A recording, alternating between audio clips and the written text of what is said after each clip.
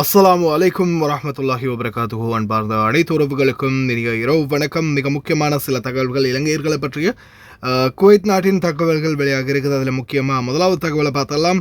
எதிர்வரும் ஹஜ் பெருநாளை முன்னிட்டு 2026 ஆண்டு மே மாதம் 26 முதல் 28ஆம் தேதி வரை இலங்கை தூதரகம் மூடப்பட்டிருக்கும் என்பதை தெரிய தந்திருக்கின்றாங்க. அதே மாதிரி மீண்டும் தூதரக வேலைகள் 31ஆம் தேதி 5ஆம் மாதம் 2026ஆம் தேதி அன்று தொடங்க இருக்குது அப்படின்னு தெரிவிச்சிருக்கிறாங்க.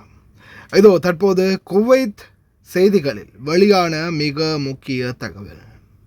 இதில் குறிப்பாக பார்த்தீங்கன்னா இலங்கைக்கான தூதுவர் திரு லக்ஷித ரத்நாயக் அவர்கள் வெளியிட்ட தகவலை அல் ஹப்பாஸ் செய்தி சேவை வெளியிட்டிருக்கிறாங்க.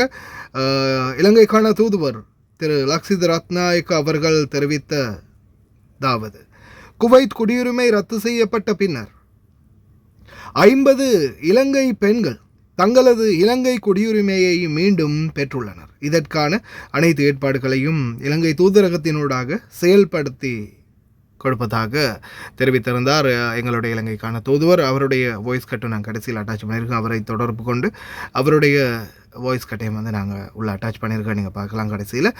அதே போல் நாளை திங்கட்கிழமை முதல் குவைத் நாட்டினருக்கு சுற்றுலா விசா கட்டணத்திலிருந்து விலக்கு அளிக்கப்படும் என்பதையும் இலங்கைக்கான தூதுவர் தெரிவித்துள்ளார். குவைத்தில் பணிப்பெண்கள் மற்றும் ஓட்டுநர்கள் உட்பட 30,000 இலங்கை வீட்டு பணியாளர்கள் தற்போது சேவையாற்றி வருவதாகவும், இலங்கைக்கு வரும் குவைத் சுற்றுலா பயணிகளின் எண்ணிக்கை 20% அதிகரித்துள்ளது. மேலும் இது 50% உயரும் என்றும் எதிர்பார்க்கிறதாக தெரிவிச்சிருக்கிறார் எங்களுடைய இலங்கைக்கான தூதுவர். தற்போதைய சூழலில் பார்த்திங்கன்னா எதிர்வரும் நாட்களில் இலங்கைக்கு செல்ல இருக்கும் அனைத்து சுற்றுலா பயணிகளுக்குமான சுற்றுலா கட்டணங்கள் குறையும் அப்படின்னு தெரிவிச்சிருக்கிறாங்க. அதே மாதிரி இந்த போஸ்ட்டுக்கு நிறைய பேர் கமெண்ட் பண்ணியிருந்தாங்க.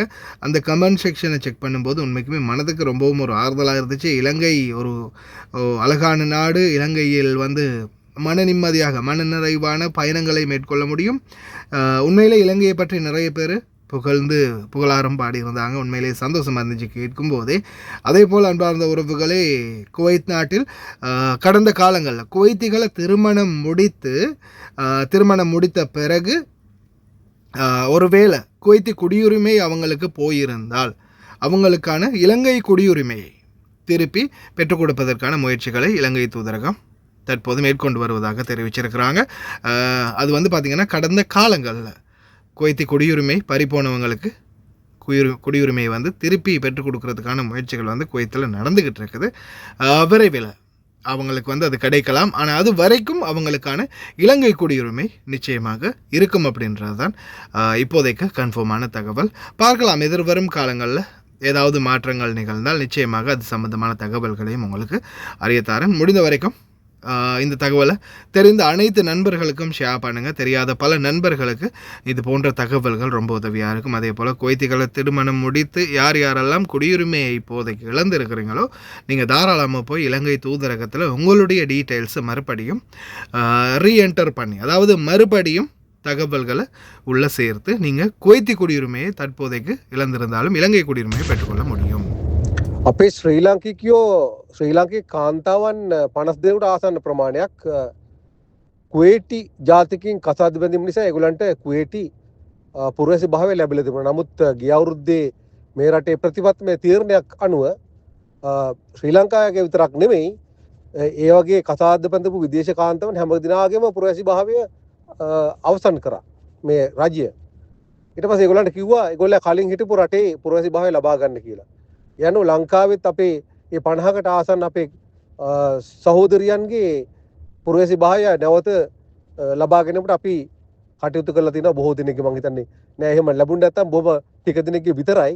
හුඟ දිනක දැන්ටමත් ඒක ලැබිලා තිනවා. ඒ සඳහා තානාපති කාර්යාලය නිරන්තරව පුරවැසි කාර්යාංශයත් එක්ක කටයුතු කරලා ලංකාවේ ඒ වගේම ලංකාවේ අනිත් සිසු ආයතනත් එක්ක කටයුතු කළා මේක ඉක්මන් ලබා ගැනීමේ කටයුතු අපි ඉක්මන් කළා. ඒකේ අද ප්‍රතිඵල ලැබිලා තියෙනවා. ඒ අනුව ඔවුන්ට ඒ පුරවැසි භාවය ලැබිලා ඔවුන් මේක රටේ ඉතා පහසුවෙන් දැන් තමන්ගේ කටයුතු කරගෙන යනවා.